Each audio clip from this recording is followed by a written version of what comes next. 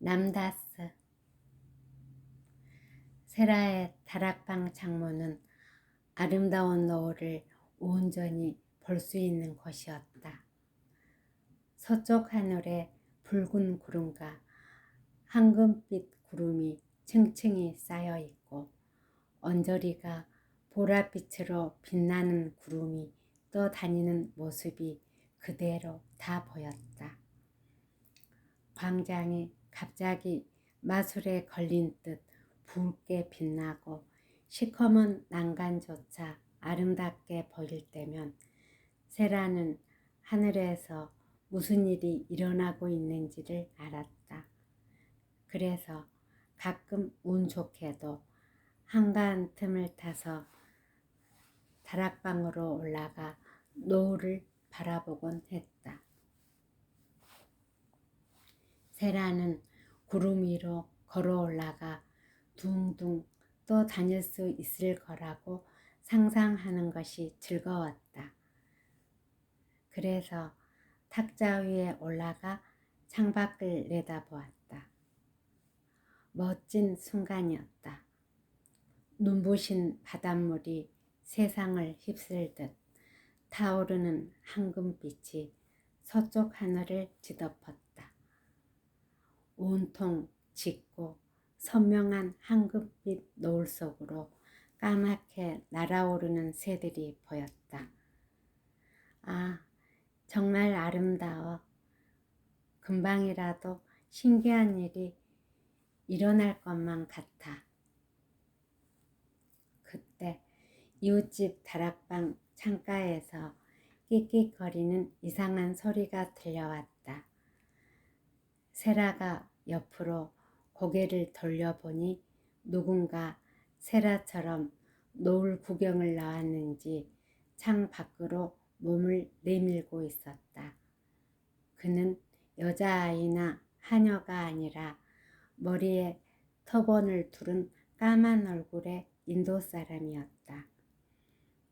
조금 전에 났던 소리는 인도 사람이 사랑스러운 듯 안고 있는 작은 원숭이가 낸 소리였다.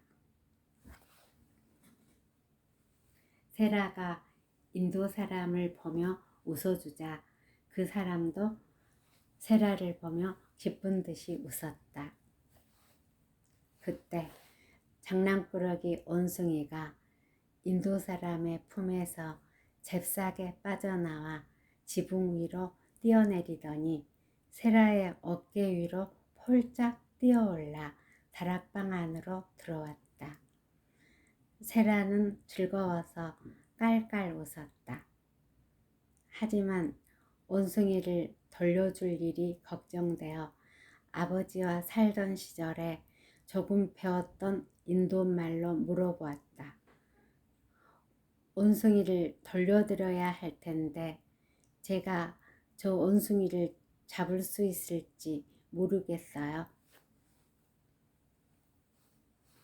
인도 사람은 유럽 여자아이가 상냥한 목소리로 인도말을 하는 것을 오랜만에 들었다. 그래서 말할 수 없이 반가웠다.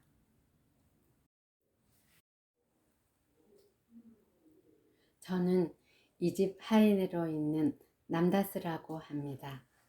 원숭이가 순해서 사람을 물지는 않지만 워낙 재빨라서 잡기가 어렵습니다. 제가 자식처럼 아끼는 녀석인데 번개처럼 요리조리 도망다니기를 좋아하거든요. 아가씨가 허락만 한다면 제가 가서 원숭이를 데려가겠습니다. 이리로 건너오세요. 원숭이가 겁에 질렸는지 마구 뛰어다니고 있네요. 남다스는 지붕 위로만 걸어다녔던 사람처럼 사뿐히 지붕을 넘어왔다. 그리고 미끄러지듯이 다락방 안으로 들어와서는 이슬람식으로 손바닥을 이마에 대고 세라에게 인사했다. 원숭이와 남다스의 술래잡기는 오래가지 않았다. 원숭이는 그저 재미로 몇 분 동안 달아나더니 이내 끽끽거리며 남다스의 어깨 위에 폴짝 올라타고는 팔로 그의 목을 꼭 껴안았다.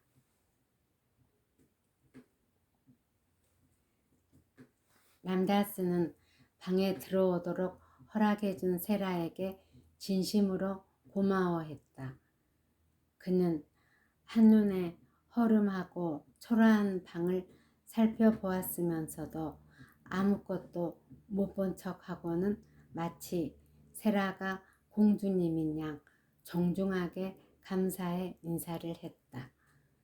또 이 장난꾸러기 녀석은 보기보다 착하며 중병을 앓고 있는 주인 어른을 즐겁게 해주어서 만약 이 녀석이 영영 돌아오지 않았으면 주인이 몹시 슬퍼했을 거라고 말했다. 람다스가 가고 나자 세라는 그의 인도 의상과 정중한 태도 때문에 수많은 추억들을 생생히 떠올리게 되었다. 호사스럽던 시절을 떠올리자 지금 자기의 처지가 더욱 어둡게 여겨졌다. 어른이 된다 해도 크게 달라지지 않을 것 같았다. 지금은 하녀 일을 하며 어린 아이들을 가르치고 있지만 어른이 되고 나면 민틴 선생님이 자기를 더욱 심하게 부려먹을 것이 분명했다. 한참을 생각하던 세라는 문득 한 가지 다짐을 하게 되었다. 세라는 눈을 반짝이며 마른 몸을 꼿꼿이 펴 고개를 당당하게 치켜들었다. 무슨 일이 있어도 한 가지는 바뀌지 않아. 진정한 공주라면 누더기를 입고 진흙탕에서 구른다 해도 공주의 마음을 잃지 않을 거야. 황금옷을 입었을 때는 공주가 되기 쉽지만 아무도 알아주는 이 없을 때 공주로 지낼 수 있다면 그게 더 멋질 거야. 세라는 이런 생각들을 하면서 고생스러운 나날을 묵묵히 견뎌냈다. 민틴 선생님은 세라의 그런 도도한 모습을 도저히 이해할 수 없었다. 세라가 마음속으로 다른 삶을 살아가는 것처럼 보일 때는 몹시 기분이 나빠졌다. 세라는 여전히 자신을 공주라고 생각하며 예의 바르게 행동하려고 애썼다. 그러면 주변 사람들이 자기에게 못되게 굴고 심술을 부려도 똑같이 못되고 심술궂은 사람이 되지 않을 수 있었다. 하인들은 민틴 선생님을 흉내내어 차가운 말투로 세라에게 이것저것 명령하다가도 세라가 고개를 똑바로 든 채 특유의 예의 바른 태도로 대답하면 새삼스레 놀라곤 했다. 남다스와 원숭이를 만난 다음날 아침, 세라는 교실에서 프랑스어 연습 공책을 거두면서 신분을 숨긴 왕족이 겪어야 했던 일들을 떠올려 보았다. 알프레드 대왕은 케이크를 태우는 바람에 소 치는 사람의 아내에게 뺨을 맞았다. 그 여자는 나중에 자기가 대왕의 뺨을 때렸다는 것을 알고 얼마나 놀랐을까?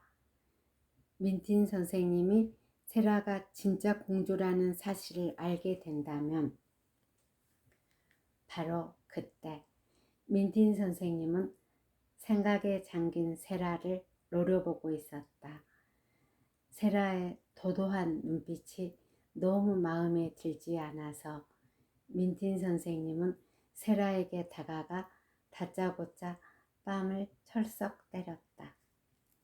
세라는 너무 놀라 잠시 숨을 멈췄지만 알프레드 대왕도 영문을 모른 채 뺨을 맞았을 거라는 생각이 들어 자기도 모르게 살짝 웃고 말았다. 이 뻔뻔한 것, 뭐가 그리 우스워? 민틴 선생님에게 맞은 뺨이 벌겋게 달아올라 얼얼했다. 세라는 애써 자신이 공주라는 생각을 떠올리며 대답했다. 생각을 하고 있었습니다. 당장 용서를 빌지 못하겠니? 웃음이 무례했다면 죄송합니다, 선생님. 하지만 생각한 것에 대해서 사과하고 싶지는 않습니다. 도대체 무슨 생각을 한 거지? 무슨 생각을 했냐고. 세라는 조금도 겁먹지 않고 당당하면서도 예의 바르게 대답했다. 실은 제가 공주인데 선생님이 이유 없이 제 뺨을 때리셨다면 어떻게 될까 하고 생각했습니다. 선생님이 사실을 알게 되면 얼마나 놀라실까 하는 생각도 했습니다. 민틴 선생님은 그 순간 세라가 뭔가 믿는 구석이 있어서 저러는 것이 아닐까 하는 생각마저 들었다. 하지만 곧 불같이 화를 내며 소리질렀다. 당장 네 방으로 가. 교실에서 나가라고. 세라는 살짝 허리를 숙여 인사하고는 당당하게 교실 문을 나섰다. 뒤에 남은 민틴 선생님은 벌렁거리는 가슴을 가라앉히느라 애썼고 학생들은 몰래 속삭였다. 제시가 조용히 말했다. 봤어? 세라는 정말 특이한 애야. 알고 보니 세라가 진짜 공주였다고 해도 전혀 놀랍지 않을 것 같아. 세라가 정말 그런 사람이라면 어떨까? 세라는 이따금 상상해 보았다. 학교와 인도 신사의 집을 가르고 있는 벽 뒤에서는 어떤 일이 일어날까? 세라는 아멘가드에게 말했다. 난 그 신사분이 점점 좋아져. 말 한마디 나눠보지 않고도 친구가 된 것 같아. 의사가 하루에 2번씩 다녀가는 것을 볼 때는 많이 걱정이 돼. 마치 친척인 것처럼 말이야.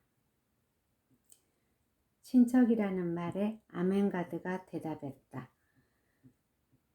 난 친척이 거의 없지만 그나마 있는 고모 2분마저 별로 마음에 안 드는걸? 나만 보면 이러시거든? 어머, 아멘가드, 넌 어쩜 그리 뚱뚱하니? 단 것 좀 그만 먹어. 작은아버지는 늘 이런 거나 물어보시지? 에드워드 3세가 몇 년도에 왕위에 오른 줄 아니? 칠성장어를 너무 많이 먹어서 죽은 사람은 누구지? 하고 말이야. 세라는 소리내어 웃었다. 설마 말 한 번 안 나눠본 사람이 그런 것을 묻지는 않겠지? 인도 신사분이라면 너와 아주 친해져도 그런 것을 묻지는 않으실 거야. 난 그분이 좋아.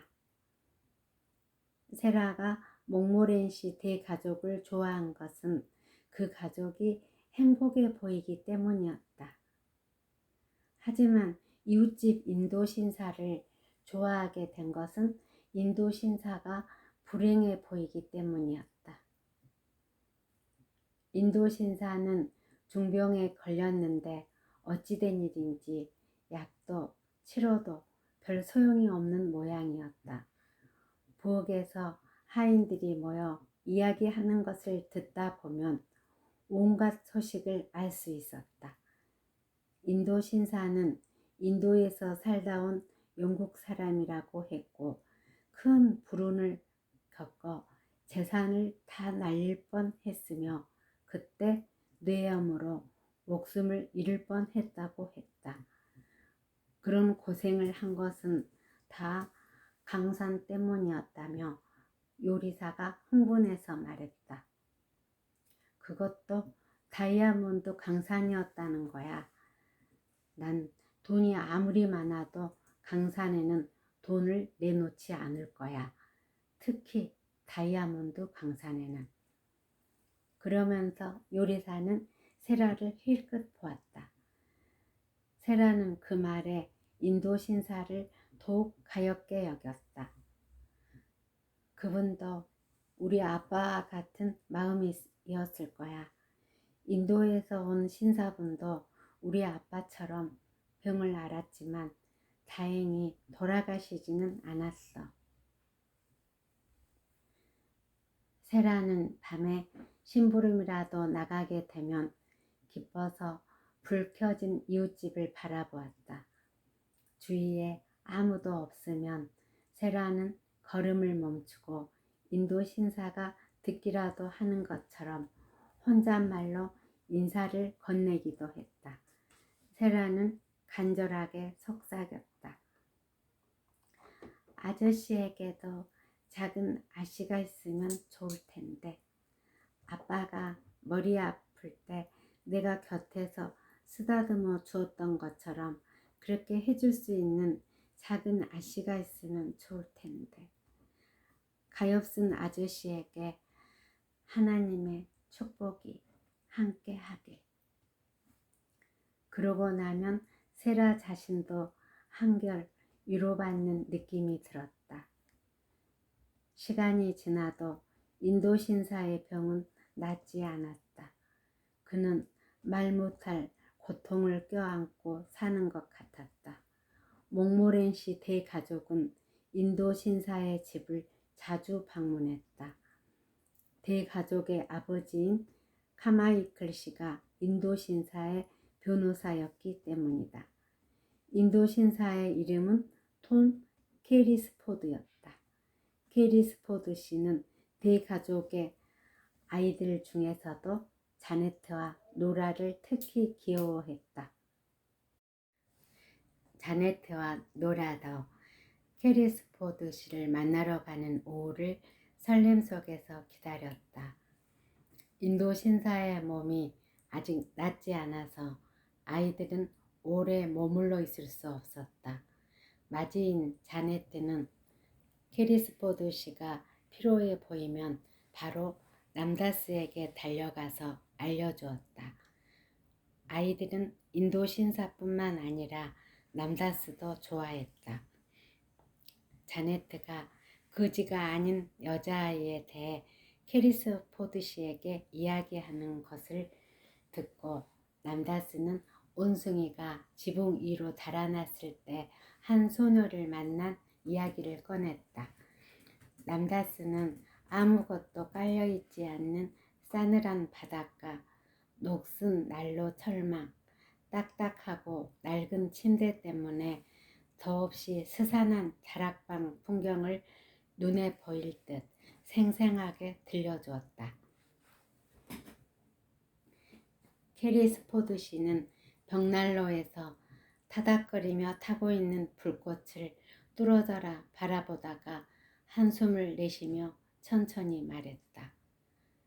카마이클, 자네는 그 아이가 내가 잠시도 잊지 못하는 그 아이가 혹시라도 이웃집 다락방의 소녀처럼 불쌍하게 살고 있으면 어쩌겠는가? 카마이클 씨는 몹시 불안한 표정으로 캐리스포드 씨를 바라보았다. 몸이 아픈 사람이 이런 식으로 걱정을 키워나가는 것은 건강에 해롭기 때문에 카마이클 씨는 달리듯이 대답했다. 파리에 파스칼 학교에 있다는 아이가 만일 자네가 찾는 그 아이가 맞다면 아주 잘 지내고 있을 걸세. 자식 없는 아주 부유한 러시아 사람이 입양했다더군. 그 양부모를 찾으려면 시간이 좀 더 걸리겠지만 여러 가지 상황이 자네가 찾는 아이와 신기할 정도로 비슷하단 말일세. 인도에 있는 영국 장교가 엄마 없는 아이를 학교에 맡겼고 그 장교는 재산을 다 잃은 뒤 갑자기 죽어버렸다고 하니 자네 친구의 경우와 비슷하지 않나? 캐리스포드 씨는 몹시 괴로운 듯한 목소리로 초조하게 말했다. 여보게, 카바이클, 아직 아무것도 확실치 않다네. 난 그 아이도, 그 아이 엄마도 본 적이 없어. 크루와 나는 학생 시절 가장 친한 친구였지만 졸업한 뒤로는 쭉 만나지 못하다가 인도에 가서야 만났지. 나는 다이아몬드 강산의 앞날에 엄청난 희망과 기대를 갖고 있어서 친구에게 투자라고 권했다네. 그때 친구와 나는 제정신이 아니어서 재산을 모두 광산에 쏟아부었어. 둘이 만나면 강산 사업 이야기를 하느라 다른 이야기는 나눈 기억도 없다네. 나는 그 아이가 어딘가 학교에 가 있다는 사실 외에는 아는 것이 없네. 기리스포드 씨는 과거의 큰 불행이 떠올라 감정이 북받쳐 올랐다. 그 아이가 파리에 있는 학교에 다닌다고 생각하는 이유는 뭔가? 카마이클 씨가 침착하게 물었다. 일찍 죽은 그 아이 엄마가 프랑스 사람이었는데 아이를 가졌을 때부터 아이가 크면 파리에서 가르치고 싶어 했다더군. 캐리스포드 씨는 앙상하게 마른 손가락으로 탁자를 두드렸다. 카마이클, 난 무슨 일이 있어도 그 아이를 찾아야만 하네. 갑자기 운 좋게 사업이 성공했지만 불쌍한 크루의 딸은 친척도 돈 한 푼도 없이 지내고 있을지 모른단 말일세. 불쌍한 크루. 날 믿고 사랑했던 친구인데 나 때문에 파산했다고 여기며 죽어갔어. 나를 얼마나 나쁜 놈이라고 생각했을까? 너무 그렇게 자책하지 말게. 그 무렵 자네 역시 병원 침대에 묶여 내음에 시달리고 있었지 않나? 맙소사, 그랬어. 사방에서 무서운 것들이 속삭이며 나를 비웃었지. 나는 공포와 두려움으로 미쳐갔어. 정신을 차렸을 때 크루는 이미 세상을 뜬 뒤였다네. 나는 너무 괴로워서 아무 생각도 못하고 울부짖었지. 그에게 딸이 있다는 사실을 깨달은 것도 몇 달이 지난 뒤였다네. 캐리스포드 씨는 고개를 떨군 채 머리를 거세게 흔들며 괴로워했다. 크루는 자기 딸을 부를 때 항상 작은 아씨라고 했어. 그것밖에는 아무것도 생각나지 않아. 이따금 밤에 꿈을 꾸면 크루가 나를 지그시 바라보면서 톰, 내 친구 톰, 우리 작은 아씨는 어디 있나? 하고 묻는다네. 언제나 똑같은 것을 물어. 자, 그 작은 아씨는 내가 꼭 찾아낼 걸세. 그 아이를 입양했다는 러시아 부부를 찾으러 모스크바에 다녀오겠네. 카마이클 씨가 캐리스포드 씨를 진정시키며 말했다. 그러자 캐리스포드 씨는 카마이클 씨의 손을 꼭 잡고 말했다. 반드시 그 아이를 찾아주게. 제발 날 도와주게. 한편 벽 너머에서는 세라가 다락방에 앉아 저녁을 먹으러 나온 지 멜키세덱에게 말을 걸고 있었다. 오늘은 정말이지 공주로 지내기가 너무 힘겨웠단다. 추운 날씨에 비가 내리면 치마는 진흙투성이가 되어버려.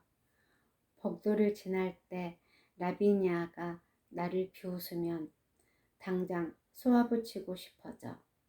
하지만 공주라면 쓸데없는 소리 하지 말고 참아야 해. 그래서 난 입을 꾹 다물었어.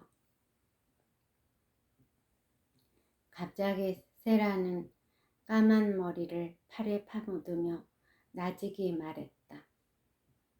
아, 아빠의 작은 아시였을 때가 까마득한 옛날처럼 느껴져요.